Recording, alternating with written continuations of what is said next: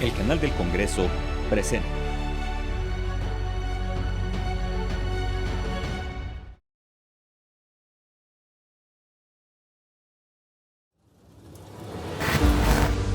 Bienvenidos a Vértice Internacional, soy Rina Musali, qué gusto saber que me acompañan en este programa que analiza las claves de la política internacional. El día de hoy nos preguntamos sobre la crisis política y profunda que acontece en Ecuador tras la disolución de la Asamblea Nacional decretada por el actual presidente Guillermo Lasso y la necesidad de convocar a nuevas elecciones para celebrar el próximo 20 de agosto. Pero, ¿qué significó la muerte cruzada en Ecuador? ¿Qué balance deja el actual gobierno de Guillermo Lasso? ¿Llegará el correísmo a conquistar la silla presidencial con la celebración de nuevas elecciones? ¿Cómo marcha la economía y qué está haciendo actualmente Ecuador para enfrentar su severa crisis de inseguridad? Les pido por favor que me acompañen.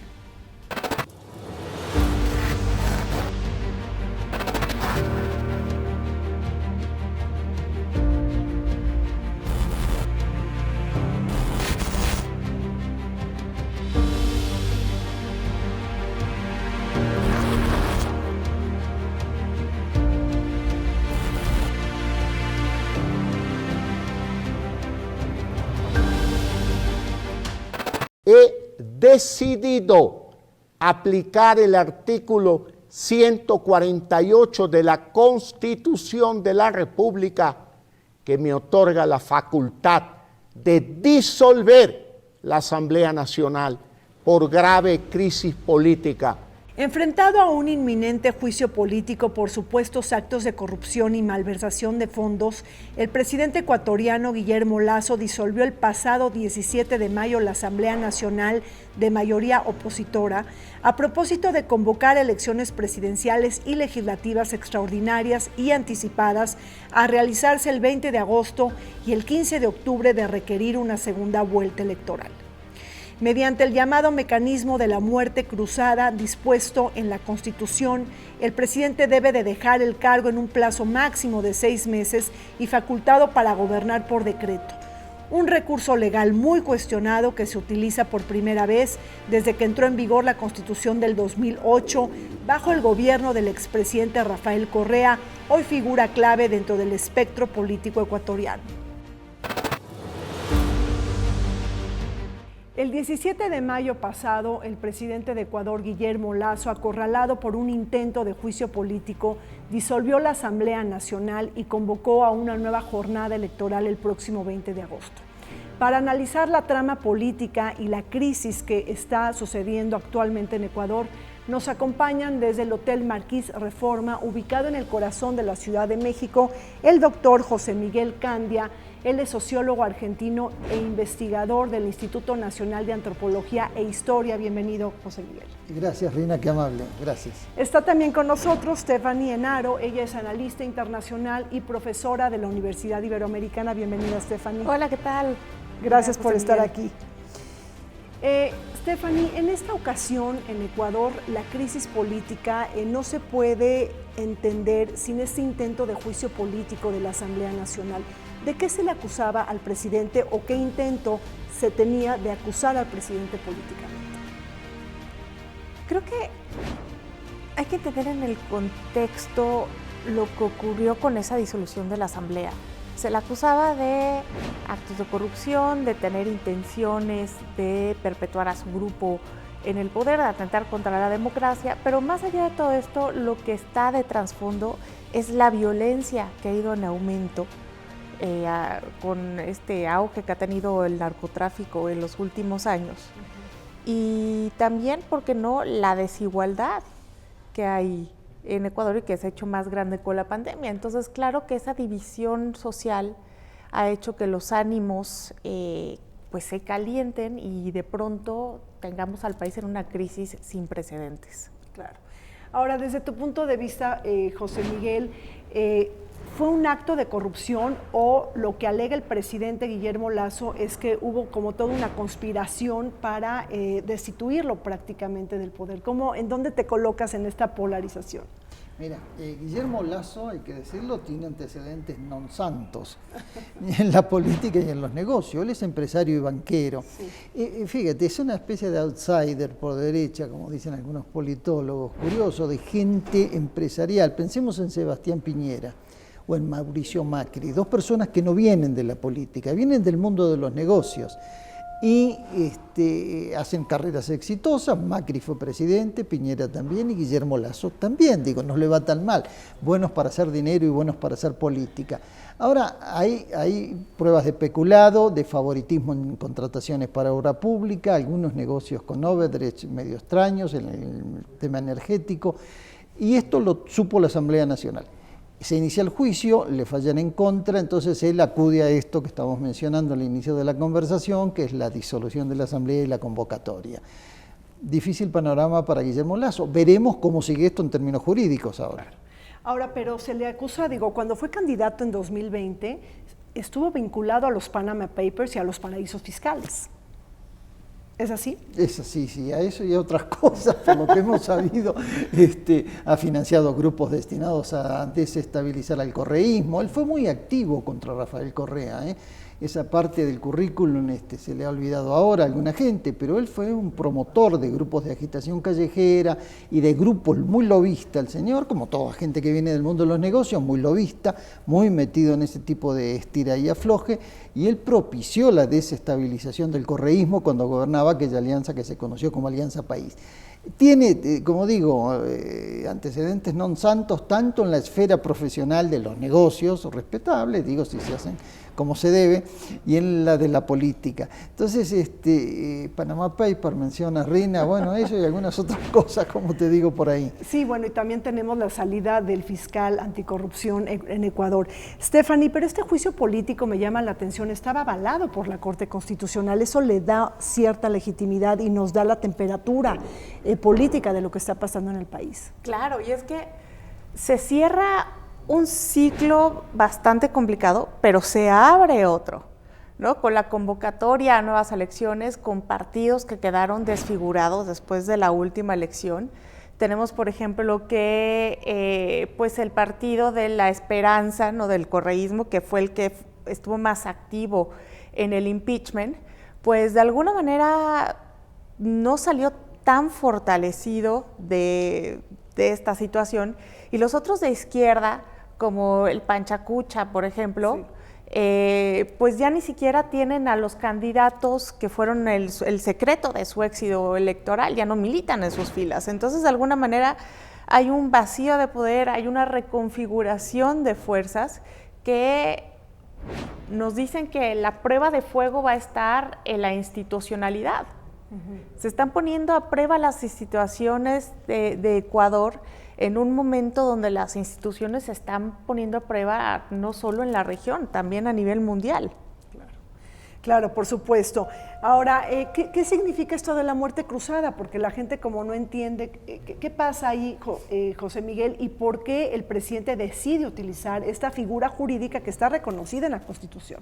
Sí, él acude cuando pierde el debate en la Asamblea y el impeachment, un anglicismo que lo utilizan ahora como lawfare, han puesto de moda esta relación entre el campo jurídico y el campo de la política para un poco ponerle crema a las conspiraciones parlamentarias. Son golpes de estados, en realidad políticos jurídicos o parlamentarios jurídicos, como querramos llamarlo. Recordemos lo de Dilma, lo de Fernando Lugo en Paraguay, en fin, hay antecedentes, ¿no? Entonces, él acude al 178 de la Constitución, que le dice que lo faculta al titular del Ejecutivo a emitir un decreto mediante el cual puede resolver la disolución del Parlamento, Asamblea Nacional, en los términos de la institucionalidad ecuatoriana, y convocar a elecciones para que se termine el periodo presidencial, que está vigente, pero que él lo va a abandonar pronto. Entonces, bueno, la muerte cruzada, él tiene muerte por varios lados, no solo cruzada, no está en una situación nada envidiable, no sé quién quiere estar en sus zapatos en este momento, pero bueno, el señor, digamos, de algún modo está pagando una carrera empresarial que fue sumamente exitosa y política que también fue exitosa, pero que ha dejado un lastre muy pesado para él, ¿no? Ahora, Stephanie, ¿tú lo ves como, digo, lo miras, lo interpretas como un autogolpe de Estado para evitar su destitución? De alguna manera supo que el panorama no era alentador y lo detuvo. Ahora, esta pausa que Guillermo Lasso hace de alguna manera al Ecuador va a tener unas repercusiones notables, porque estamos en un momento en donde la izquierda y la derecha se están volviendo a pelear en el continente y los ejemplos se van a usar en las próximas campañas electorales. Entonces no hay que olvidar la balanza ideológica del continente en este momento y las repercusiones que va a tener. Claro, con un giro político en la izquierda, pero a ver, en esta coyuntura y en esta crisis política, ¿qué papel juegan los militares, Stephanie? José Miguel. Mira, es interesante el tema que plantea Rina, porque las instituciones armadas ecuatorianas, como casi todas las del continente, en particular el tema de Sudamérica, que es muy delicado por la tradición golpista sudamericana, ¿no? Claro. Han dado un paso al costado, hay cierto respeto a las reglas del juego, a las llamadas elecciones, la competencia, que asuma quien gana, y los intentos desestabilizadores han corrido por los canales que decíamos, ¿no? Lawfare, las conspiraciones de otro tipo, más elegantes, claro, y no por la vía de la insurrección armada, el levantamiento de las Fuerzas Armadas. Lo que pasa es que en Ecuador se ha ido complicando en los últimos años por dos motivos. Un incremento fuerte de los cárteles de la droga. Un tema migratorio que les pega, que les preocupa, migración interna que es muy histórica en Ecuador como casi todos nuestros países, pero bueno, la llegada de venezolanos, digo, no tienen la culpa de todo, pero hay que mencionarlo como dato sociológico, no como juicio de valor, también trajo problemas, ¿no? Ha creado en Perú y en Chile cuestiones muy similares, ¿no? Entonces, Fuerzas Armadas han empezado a presionar por el lado de la seguridad interior, sobre todo por el lado de, bueno, hasta dónde nos involucramos en temas que corresponden tradicionalmente a las policías, las instituciones de seguridad interior por autonomacia, y hasta dónde el ejército ecuatoriano tiene que asumir responsabilidades de otro tipo. Pero entiendo que tu pregunta lleva filigrama, porque yo creo que piensas en una posible destitución del presidente o que se interrumpa el proceso electoral que está en marcha. Quiero creer que no, mira, como decía Stephanie, por razones más bien internacionales, el contexto da más bien para guardar las formas. Un golpe se vería mal, un golpe formal. Digo, a Pedro Castillo lo derrocaron a la brava, pero se guardaron la forma y quien está ahora, Dina Boluarte, era su vicepresidenta, que extraña la extracción de los vicios, las traiciones de los vicios, y parece que hacemos escuela en América Latina. Bueno, este tipo de cosas condicionan un poco. El contexto no da para un golpe clásico. Más bien, yo creo que vas a llevar adelante el proceso electoral y a ver quién se rifa con el paquete de los 2 años que quedan, ¿eh? Sí, claro. Stephanie, ¿estás de acuerdo? Creo que el papel de los militares es importante porque de alguna manera, por ejemplo, los datos que tiene Inside Crime del Ecuador del 2022, dice que tienen una tasa de homicidio altísima donde 26 personas son asesinadas por cada 100,000 habitantes. Entonces, es muy preocupante, por supuesto, que el ejército se comienza a plantear la posibilidad de, pues, acercarse a temas de seguridad pública, y esto es grave porque quiere decir que está fallando la fuerza civil. También es otro de los temas que se acerca a la región. Ahora, en cuanto al péndulo que hablábamos ideológico, creo que es importante notar que Ecuador durante mucho tiempo fue conocido como una de las repúblicas bananeras por todo lo que conllevaba la explotación de la American Fruit Company. En un momento mundial donde ese tipo de discursos se reviven y la izquierda latinoamericana empieza a enraizarse nuevamente a los recursos naturales, creo que también ese tipo de factores pueden contribuir a la inestabilidad de la región. Claro. Ahora, y el tema de los decretos, porque digo, dentro de la muerte cruzada es importante comentar que pues Guillermo Lasso puede gobernar por decreto. ¿Le están dando un cheque en blanco o qué papel juega ahí la Corte Constitucional, José Miguel? Mira, en general, en estas situaciones, más bien yo veo que es casi un salvavidas de plomo lo que la agarra, ¿no? Porque va a tener que estar 6 meses ahora gobernando a decretazos Bueno, el primero fue el 471, donde disuelve asamblea y convoca elecciones, que hasta ahí se ve razonable en un término de crisis política. Digo, Pedro Sánchez lo acaba de hacer en España, no perdió por escándalo y se agarró a la tabla del medio del mar, ¿no? Dijo, bueno, que se vote, va a volver a perder, pero esa sería otra historia. En el caso de Lasso pareciera razonable lo que hace y además, digo, no violenta el marco jurídico, tiene sustento legal, eso hay que decirlo también, hasta ahí él la está llevando por las buenas.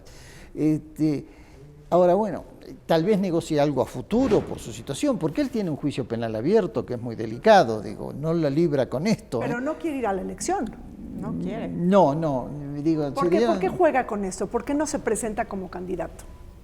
Porque de alguna manera sería seguir en la misma lógica. Esta muerte cruzada fue creada para desbloquear problemas constitucionales. Entonces se está poniendo a prueba si sirve o no como válvula de escape. Y creo que él mismo sabe que no puede contra las fuerzas opositoras y por eso prefiere tener una salida honrosa, por así decirlo. Claro, o sea, que lo destituya, o sea, efectivamente se sale de ahí porque prefiere él decir estoy fuera de esta jugada electoral y bueno, pues que hay una elección y que defina el voto popular. Sí, exactamente. Digo, visto políticamente es la mejor salida. El tipo se la jugó por la más viable y la más honorable para él en una situación muy delicada. Entonces, bueno, no compito, que además, mira, tenía el riesgo de perder por escándalo, digo, no creo que el electorado ecuatoriano, aún el más conservador, los sectores más ligados al empresariado y a las fuerzas políticas tradicionales, no creo que lo votaran, realmente hay recambio, ¿no?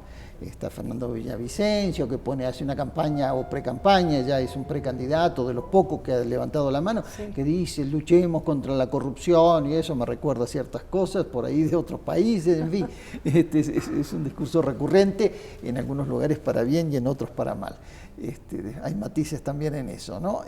Pero bueno, no creo que Lasso tenga opciones en términos políticos. Entonces, también en esto está siendo prudente, ha dado un paso al costado, no compito y me retiro con todos los honores. Entregará en noviembre, creo que el 25 de noviembre, él va a entregar el mando formalmente. Ahora después, bueno, yo creo que va a negociar hasta donde pueda con el Ministerio Público en sus más altas instancias, porque el juicio de él ya está ya por arribísima. Claro. Es una salida jurídica más o menos potable, negociable para él, ¿no? Claro, institucional y negociar, entonces... Sí, no violentar las no violentar las instituciones. Bueno, pues así es, tenemos a un Guillermo Lasso que puede ser candidato presidencial para el 20 de agosto, pero ha mencionado que no le interesa. Recordemos que él en las elecciones del 2021 pues gana frente a Andrés Arauz, el principal partido correísta. Vamos a un corte, regresamos. El pasado 17 de mayo, a través de los artículos 130 y 148 constitucional, el presidente de Ecuador, Guillermo Lasso, decretó la disolución de la Asamblea Nacional sobre la base de una grave crisis política y conmoción interna y solicitó la convocatoria de nuevas elecciones. A esta figura legal, adoptada en 2008, que se le conoce como muerte cruzada, pues implica la renovación de los poderes ejecutivos y legislativos tras un llamado anticipado a las urnas. Hasta la definición de un nuevo mandatario o mandataria, Lasso mantendrá su cargo con el que podrá expedir decretos y leyes urgentes de carácter económico, mismos que podrán ser aprobados o derogados por la Corte Constitucional.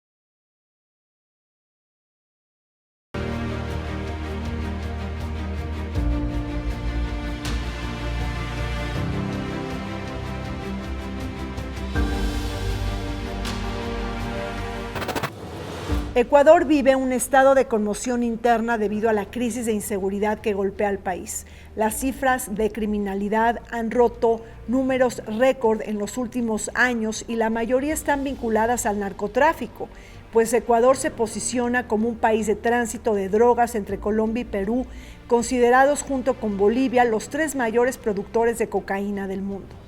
Los homicidios, los atentados con explosivos y las expresiones más atroces de violencia han generado temor y desesperanza social. Este intrincado panorama llevó al presidente Lasso a autorizar la aportación de armas de fuego de uso civil en defensa personal, una decisión muy polémica que fue anunciada tras decretar el estado de excepción en Guayaquil, la ciudad más grande de Ecuador y principal puerto marítimo del país. Estamos de regreso analizando la crisis política en Ecuador y la próxima jornada electoral que tendrá lugar el 20 de agosto. Stephanie, sabemos que Guillermo Lasso, el actual presidente, no se presenta a las elecciones en estos próximos meses, el 20 de agosto.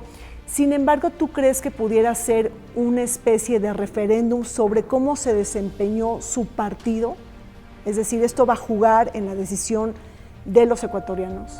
Por supuesto que sí.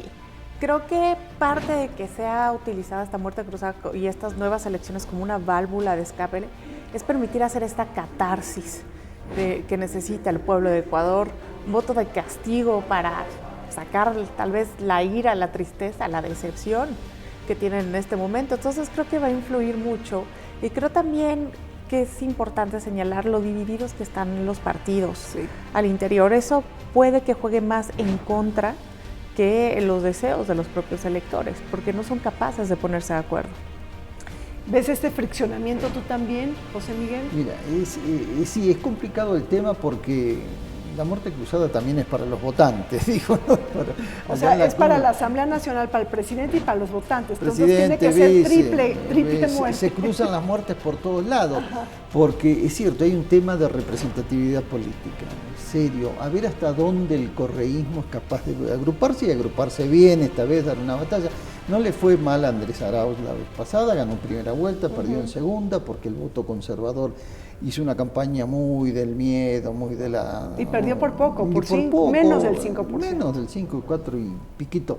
Entonces, eso por un lado. Y después, bueno, lo que tú señalabas, Rina, bueno, ¿qué va a pasar con la base, con las fuerzas sociales? Digo, Ecuador en este momento hay decepción, ebullición, pobreza, violencia, incidencia de factores internos y externos.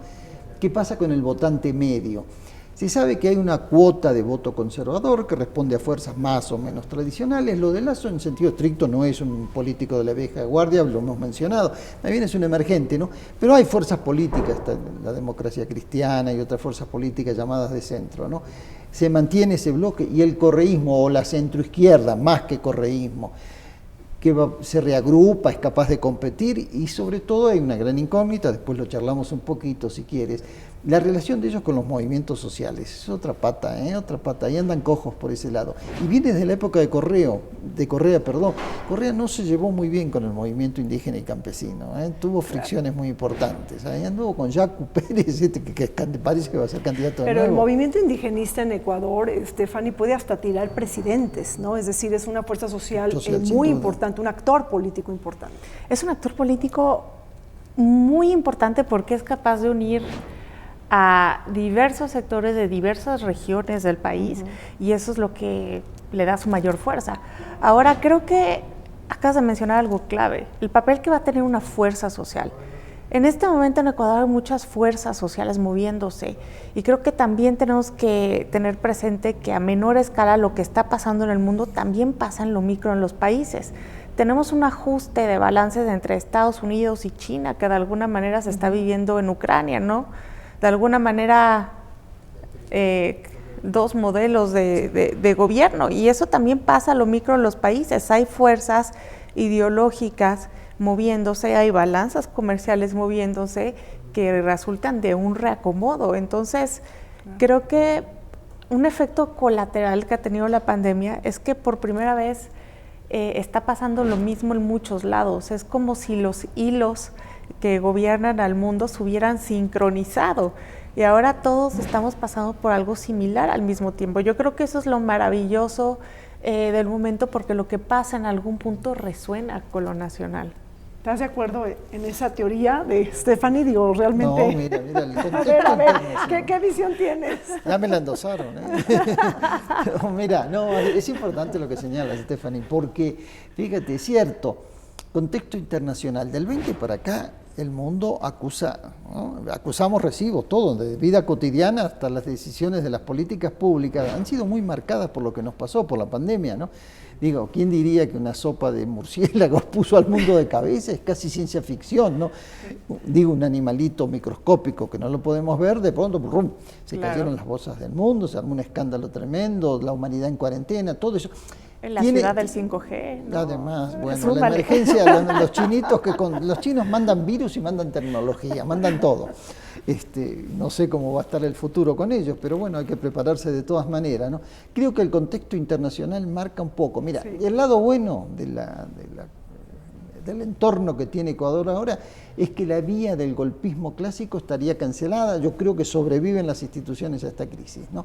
Digo, lo pasó Brasil, lo pasó Paraguay, de algún modo Uruguay en un momento, Argentina por ahí va, gateando para tratar de salir de la crisis, pero en general el contexto ayuda más para una salida en el marco institucional que para una salida de la otra, ¿no? Restauraciones autoritarias, una época dificilísima por el lado de derechos humanos, se vivieron horrores en Sudamérica en particular y Centroamérica también, en los 70 y principios de los 80. Bueno, pareciera que por ese lado andamos un poquito mejor. Ahora que se están replanteando cosas en todos lados, es cierto. Bueno, decía Stephanie, país bananero, es cierto, Ecuador producía mucha banana, digo, es muy despectivo el tema, pero bueno. Bueno, se volvió despectivo, pero en un inicio Era no. un dato económico real. Era real eso, ¿no? Y después país petrolero con el presidente Juan Velasco, que decía, el Amazonas, territorio de petróleo, tuvo razón, perforaron y había petróleo. Mejoró un poco. De todas formas, por ejemplo, lo mencionabas tú, Rina, no integra la Alianza del Pacífico, debiera estar, digo, yo no sé por qué México, Colombia, Perú y Chile, digo, ¿por qué brincaron uno? Nunca lo entendí, no lo encuentro bien fundamentado eso, pero bueno, tiene petróleo también, no es potencia petrolera, que eso es otra cosa, pero es un país que todavía, aún con limitaciones de arrastre que tiene y con los desafíos actuales, puede tener un papel más protagónico. Ahora, sí. ¿Ustedes ven muy posible el regreso del correísmo, por así decirlo, Stephanie, en estas elecciones del 20 de agosto? ¿Qué liderazgo está despuntando ahí? ¿Seguirá siendo Andrés Arauz o vendrá otro? Híjole, como está el clima, la temperatura podría cambiar de un momento a otro, pero sí creo que el correísmo es una de las fuerzas que ha salido menos debilitada de alguna manera de esta situación, y claro, esa corriente va a tener un papel fundamental ahora en las elecciones, y creo que a lo mejor los actores podrían cambiar. Creo que en este momento se están moviendo muchas cartas. Claro. Y bueno, ahí tenemos los resultados de las elecciones seccionales y locales de este año, de febrero de este año, y ahí estuvo, bueno, pues avante el correísmo. Sí, se recuperó. En eso, digo, también puede ser una encuesta confiable, ¿no? Digo, porque de las otras podemos sospechar, se hacen por encargo, ¿no? Esas que le hablan a uno por teléfono, o que lo pescan en la calle y nos preguntan por quién votaríamos, ¿no? Pero cuando son elecciones de alcaldías o de provincias, ya la cosa es un poquito más seria. Hay tendencia a una recomposición del espacio de la centroizquierda. Yo insisto, el correísmo, llámese ahora Revolución Ciudadana, o con el nombre que vaya a competir, y con Andrés Arauz, que por cierto es vecino nuestro por aquí con México, ha estudiado economía por acá. Fíjate, México sigue produciendo cosas. ¿Sabes que Álvaro García Linera, el vicepresidente histórico de Bolivia, también pasó por aquí en la universidad, en la UNAM? Este economista, Andrés Arauz, también anduvo por aquí. Y todo indica, hasta los últimos sondeos, que él postularía y que aparentemente el correísmo lo aceptaría nuevamente como candidato, que además tiene un buen antecedente. Hizo una buena elección y la perdió por 4 puntos y fracción. Entonces digo, da el ancho al señor, ¿no?, para postularse de nuevo. Sí, por Hay supuesto. otras incógnitas, creo. Ahí, a ver el correísmo cómo maneja su campo de alianzas. Oye, hijo, ¿estás mirando a alguna mujer que esté destellando como precandidata? Yo hasta hace una semana no detecté femeninas. Stephanie puede tener más Aún no, noticias. aún no Bueno, pierdo la pero, esperanza. Exacto, no perdamos la esperanza, digo, todavía falta, se está recomponiendo el escenario político, A pero ver si sería hay otras importante. Claudias en el continente, debiera haberlas, ¿no? Bueno, hay Cristinas, y por favor, ¿qué Cristina? Mejor que haya más mujeres. Así es. Ahora, efectivamente, pues también con estas elecciones locales, Guayaquil y Quito, bueno, pues las ganó el correísmo. Y han sido bastiones tradicionalmente de derecha conservadora. Así es.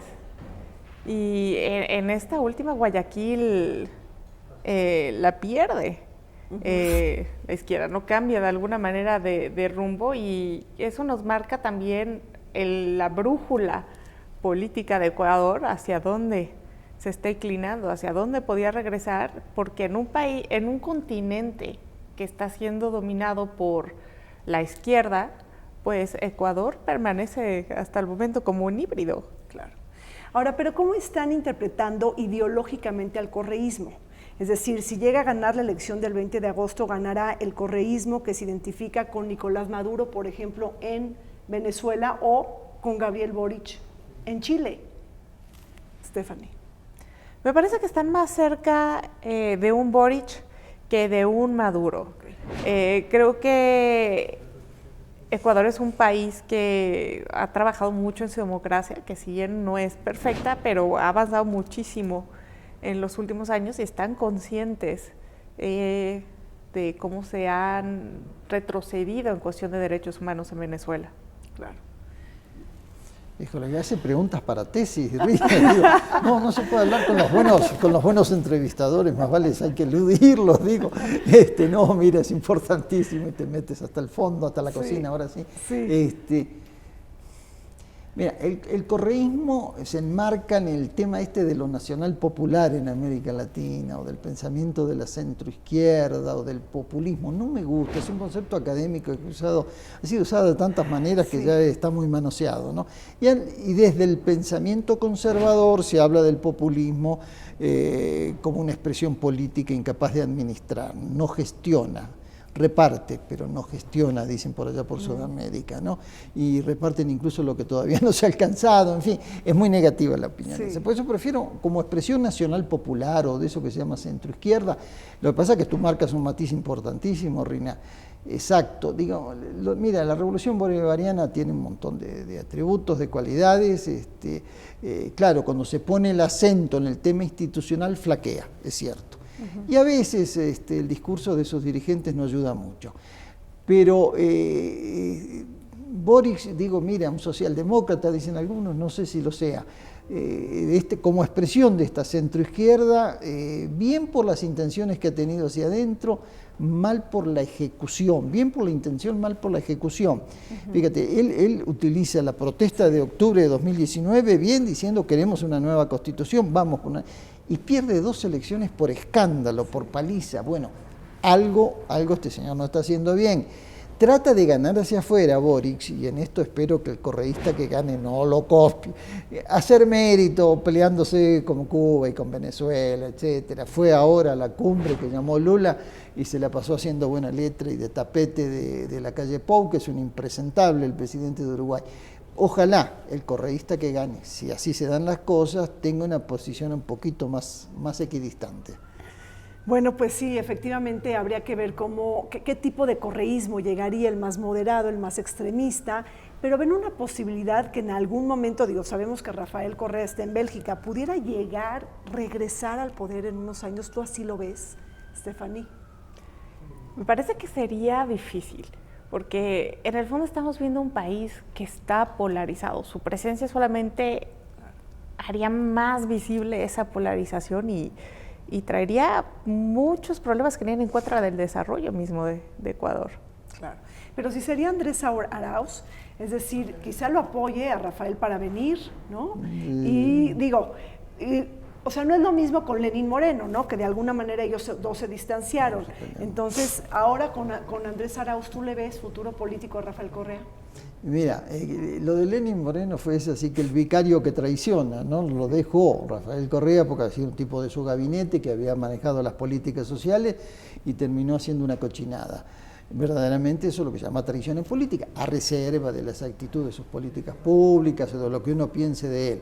Pero bueno, sí fue traición. Ahora, mira, los líderes importantes, Rafael Correa lo es.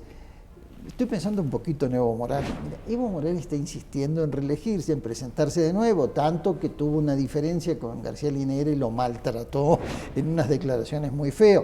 Me parece que eso no se debe hacer, o se habla, como en las peleas matrimoniales, se hablan a puertas cerradas, esas diferencias, ¿no? No en público, no con las visitas. Entonces yo creo que regrese es posible, sí.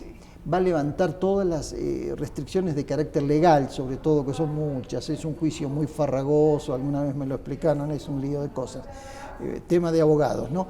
Pero sí es posible que un triunfante del correísmo levante las barreras jurídicas y él regresa a la política como líder moral, sin duda, una palabra que nos gusta mucho en México, ¿no? Así era el general Lázaro Cárdenas, Cuauhtémoc Cárdenas en el momento con el PRD, en fin, nos gustan esas expresiones.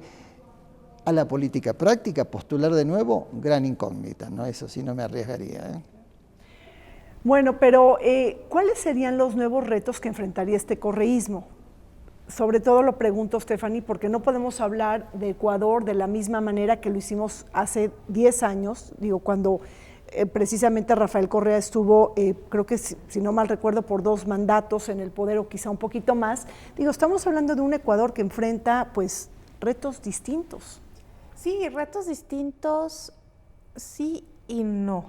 Sí son distintos por el contexto internacional, pero estamos metidos en esta crisis por el mismo problema de hace mucho, que es el hiperpresidencialismo.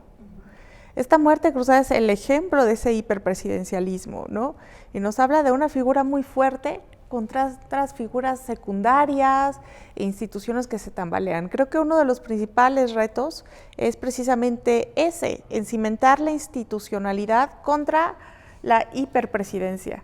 Pero eso es un proceso que va a tardar bastante tiempo. Ahora también es un país con mayor división social, con mayor violencia, con mayor presencia del crimen organizado, ¿no? El narcotráfico en Ecuador empieza a surgir cuando se vuelve una ruta principal de los narcóticos que van de Sudamérica a Norteamérica. Entonces eso de alguna manera pues va a estar muy difícil hasta que la demanda no cambie o se legalicen o se gobiernen, ¿no? Entonces creo que es un Ecuador más delicado, más frágil, como el resto de la región. Claro. Y bueno, el tema de la crisis de inseguridad no tiene precedentes, ¿es así correcto? O sea, es decir, ¿es sui generis o pues está rompiendo récords, ¿no? Todos los números que nos comentaba Stephanie. Sí, no, hay un pico de inseguridad muy alto.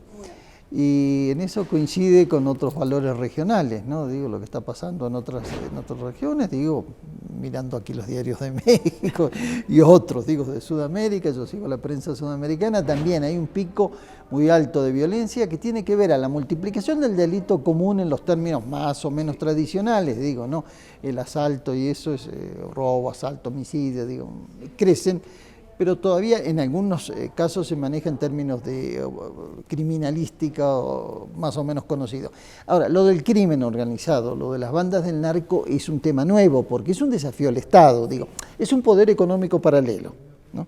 Digo, es una especie de gran economía que transita por el mundo de lo ilícito.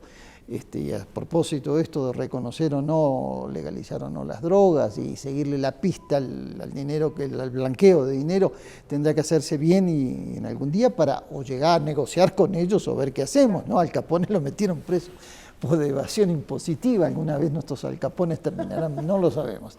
Pero bueno, sí, eso crea condiciones muy particulares, ¿eh? Y bueno, agrégale temas de migración, que es lugar de tránsito, como estamos diciendo. Ecuador se presta mucho porque pasan de Colombia para Perú, de Perú para Colombia, y no llevando precisamente sándwich de jamón y queso. Pero también ahí está jugando muy fuerte el tema de las bandas, las mafias y los carteles mexicanos. Digo, se dice que está operando el cartel Jalisco Nueva Generación y el cartel de Sinaloa, Stephanie. Sí, así es. Se habla mucho de la presencia de los cárteles mexicanos, porque han quedado como los líderes de la región en este aspecto. Antes eran los colombianos, y en ese sentido Ecuador se vuelve crucial. Es un punto clave para el tránsito de estas sustancias. Entonces, la violencia difícilmente va a permitir el desarrollo hasta que no se ponga esto en el mapa para tomar otro tipo de medidas. Ahora, también estamos hablando de la crisis social, de la crisis económica, pero yo estoy consciente de que en muy poco tiempo vamos a hablar de los que han sido desplazados internos. Y ese es un gran área de oportunidad porque no están protegidos por las convenciones, no son considerados como refugiados. Entonces, ¿qué va a pasar con esa gente que, al igual que lo estamos viviendo aquí en México, pierde todo por la violencia? Claro. Y hablando de la violencia, llama mucho la atención, por ejemplo, que Guillermo Lasso pues tiene la propuesta muy trompista y muy bolsonarista de portar armas. Sí.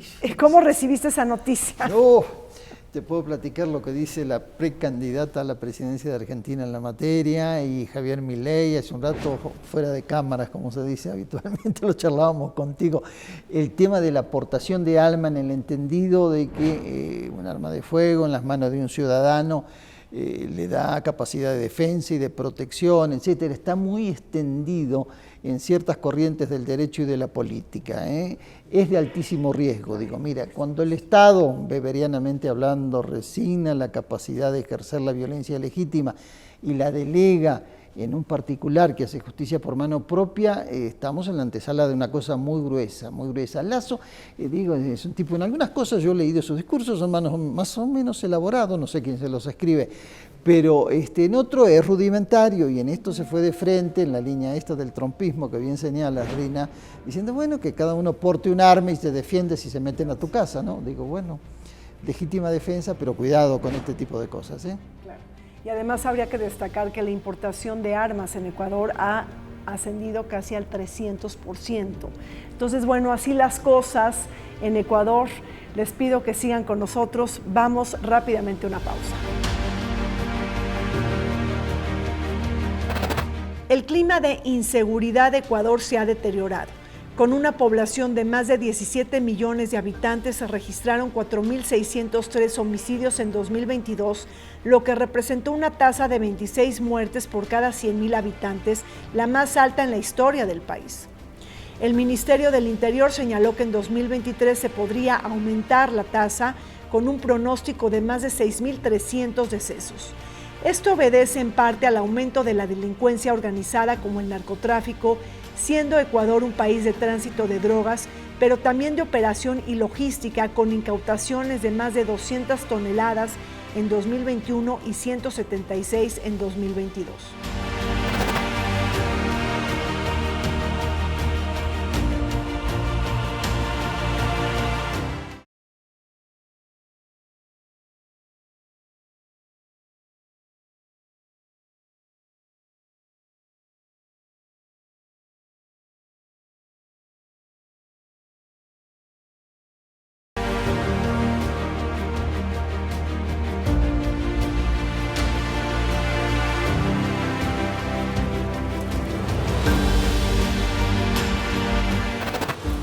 Pese a que el expresidente Rafael Correa tiene una condena por corrupción y está exiliado tras sentencia, dirige el partido más grande de Ecuador, Revolución Ciudadana. Además de controlar la Asamblea Nacional, gobiernan Quito y Guayaquil, la capital y la ciudad más grande de Ecuador, tras los resultados de las elecciones seccionales y locales que se celebraron el pasado 5 de febrero del 2023, en donde a su vez, ese mismo día, tuvo lugar un referéndum constitucional de 8 preguntas promovido por el presidente Guillermo Lasso, quien resultó el más desfavorecido con este ejercicio de consulta ciudadana debido a que ninguna propuesta de reforma constitucional fue aprobada por los votantes. Se anticipa que el correísmo pueda conquistar la presidencia de Ecuador bajo el marco de las elecciones adelantadas. Continuamos analizando la salida de Guillermo Lasso de Ecuador. Tenemos elecciones el próximo 20 de agosto y también descifrando parte de su legado. Stephanie, de ganar el correísmo, ¿tú crees que se pueda pausar esta intención política de integrarse a la Alianza del Pacífico? ¿Por qué Ecuador está duro y dale con la idea de meterse a la Alianza del Pacífico? El Pacífico es muy importante y cada vez va a ser más importante. Antes todo estaba centrado en Estados Unidos, el poder cultural, el poder político, el poder económico, pero ahora China está destacando muchísimo, también los países del sudeste asiático, entonces ya tenemos otro polo de poder político, de poder económico y de poder cultural en Asia. De hecho, hasta las nuevas generaciones admiran cada vez más a incluso las caricaturas asiáticas, ¿no? Que antes no se veía. Entonces, el mundo está cambiando al Pacífico y por eso es tan importante utilizar esa posición geográfica de los países que forman parte de esa cuenca. Creo que por eso Ecuador le interesa ser parte de esa cuenca, porque es otro tipo de vecindad latinoamericana que de otra manera pues no se ocuparía. Claro. ¿Tú ves viable el ingreso de Ecuador a la Alianza del Pacífico? Mira, es merecido, no sé si es viable. Yo no tengo claro por qué lo brincaron. Uno mira el mapa y dice, alguien hizo la maldad, ¿no? Es el único país, alguien ¿no? desaprobó geografía Sí. y se le olvidó Ecuador, como es más chico, bueno, merece estar ahí. Y además digo, bueno, con el perfil productivo hay algo de minería, hay petróleo en cantidad más o menos razonable y una producción agrícola de perfil tropical y subtropical que es importante. Bueno, debiera estar en la Alianza del Pacífico, lo merece. Además, como dice Stephanie, bueno, la cuenca del Pacífico, si te sigues derechito en un barco, topas con China, nada menos, con Japón y Corea del Sur, menudos clientes vas a tener ahí, ¿no?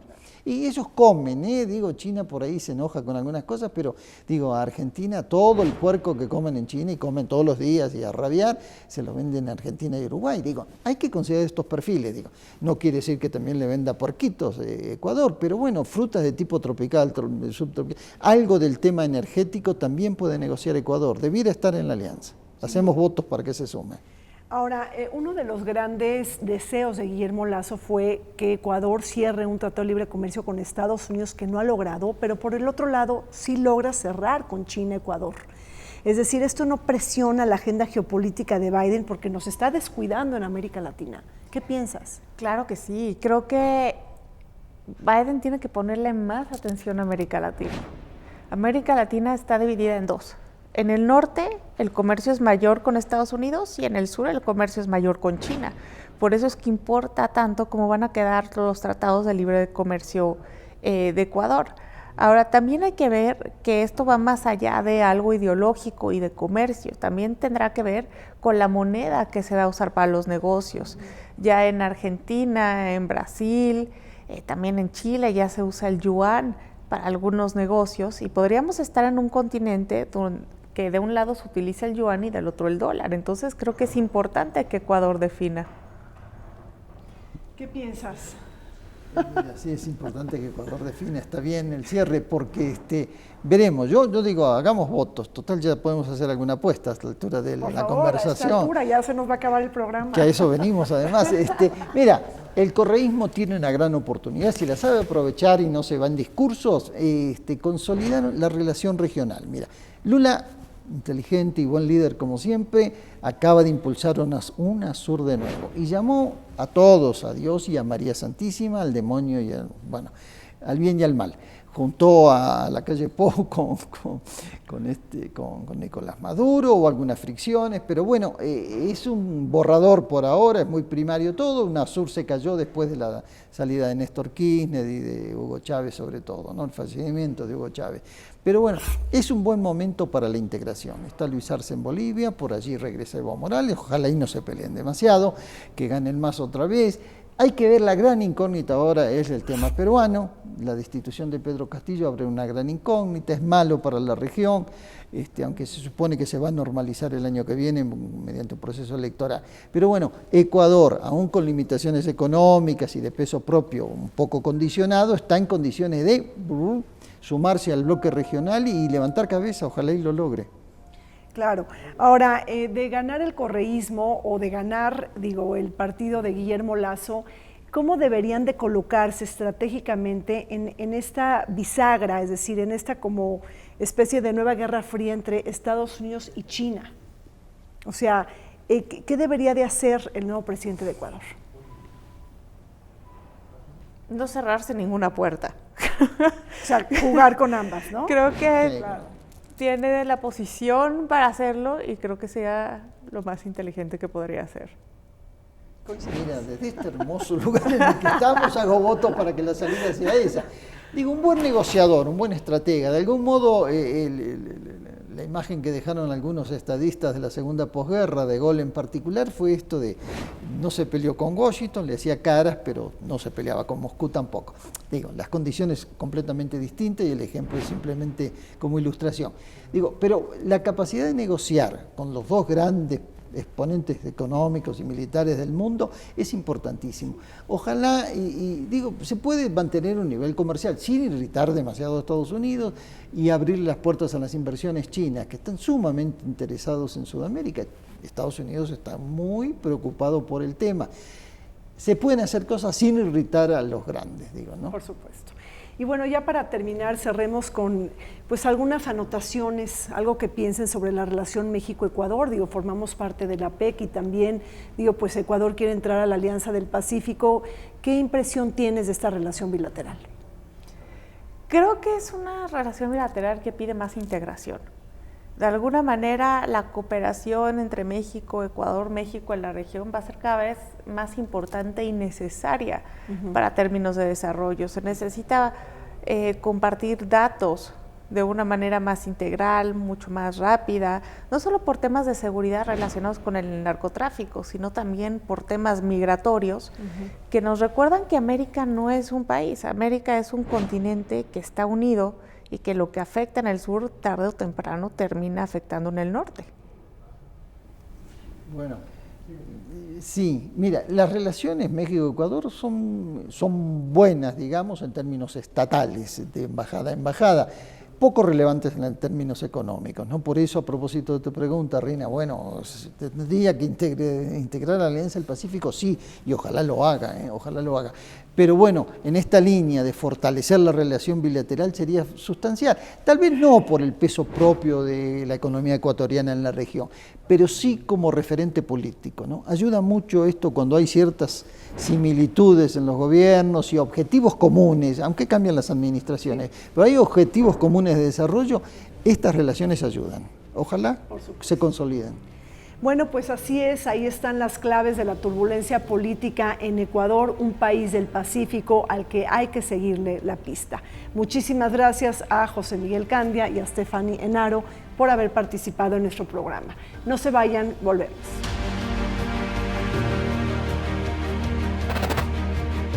El gobierno ecuatoriano está intentando retomar una senda sostenible de prosperidad con una proyección de crecimiento económico del Banco Central del 2.6 en 2023.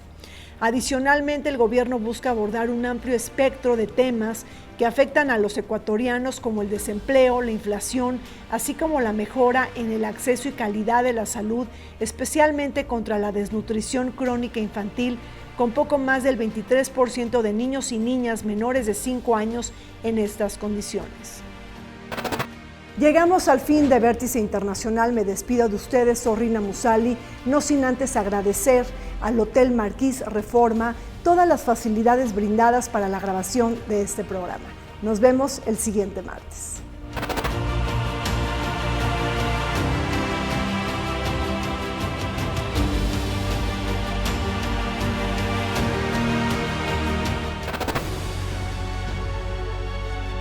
El canal del Congreso presentó